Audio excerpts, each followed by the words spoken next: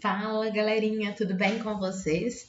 Espero que sim. Aqui quem tá falando é Daiane. Tô aqui de novo agora para fazer a correção das atividades da semana 4 do Plano de Estudo Tutorado de Geografia, quarto volume, primeiro ano do ensino médio. Antes de começar a correção, já deixo para vocês uma dica e também um pedido para que vocês assistam a aula de explicação, onde eu falo sobre os conteúdos dessa semana. Os conteúdos foram os tipos de clima, eu detalhei quais são as características de cada tipo de clima e eu vou deixar um card aqui na parte superior do vídeo, é só clicar nele e também vou deixar linkado lá na caixa de descrição do vídeo. Agora bora para o que interessa, que é para fazer a correção. Questão número 1 do PET.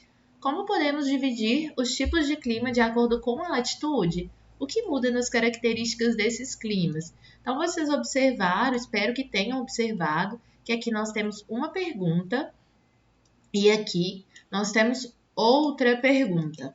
Então, primeiro, como que a gente pode dividir o clima de acordo com a latitude? Podemos dividi-los em climas de alta latitude. Eu vou ir grifando, tá? As palavras principais. Alta latitude, que são o polar e frio. Média latitude, que são o temperado, mediterrâneo e subtropical. E baixa latitude, que são o equatorial, tropical, desértico e semiárido.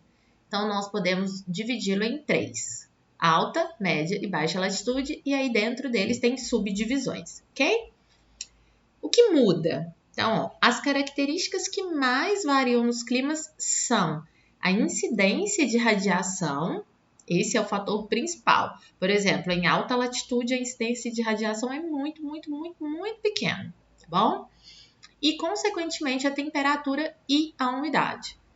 Aí eu dei um exemplo. Os climas de alta latitude, por exemplo, são bem mais frios que os de média e baixa latitude, beleza? Então, tire seu print ou pause o vídeo. Bora para o número 2.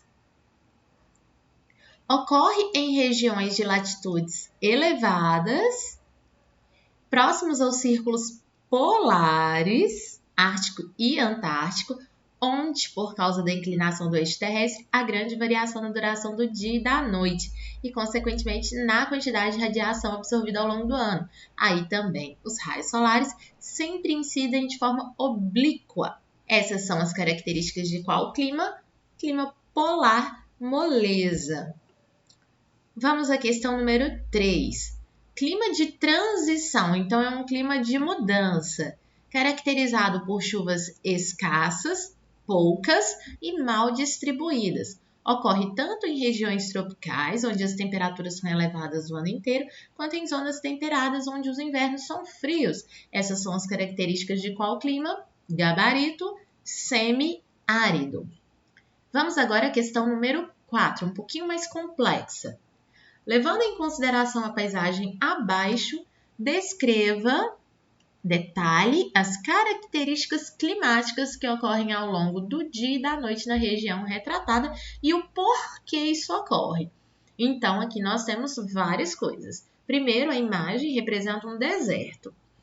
E o que a gente observa? Nos desertos, existe uma grande variação diária de temperatura.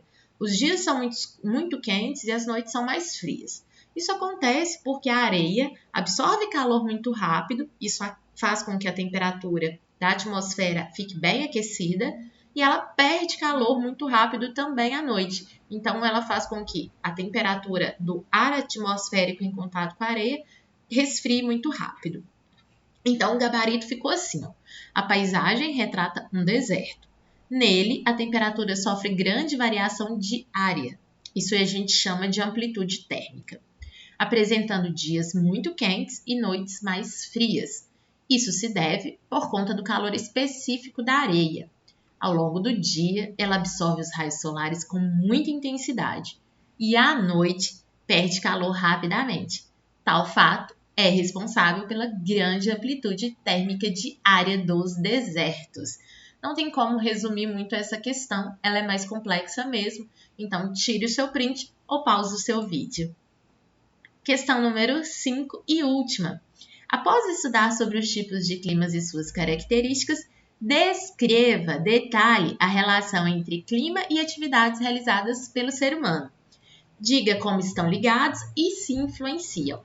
Então vamos lá, também é uma questão que não dá para fazer muito resumo, porque a gente tem que detalhar essa relação ser humano-clima. Ficou da seguinte forma o meu gabarito, que eu volto a dizer, é uma sugestão para vocês. O clima influencia as atividades humanas, como, por exemplo, o plantio e colheita de gêneros agrícolas, pois alguns dependem de muita precipitação, outros de baixa temperatura. Além disso, o excesso de pluviosidade, que é chuva, pode gerar deslizamentos de terras, enchentes e outros problemas urbanos. Então, até aqui eu falei da influência do clima nas atividades humanas. Os seres humanos também causam mudanças climáticas. O excesso de gases de efeito estufa emitidos pelas fábricas e queimadas, por exemplo, agrava o aquecimento global. Eu falei muito disso na aula de explicação. Pessoal, então essa foi a minha correção.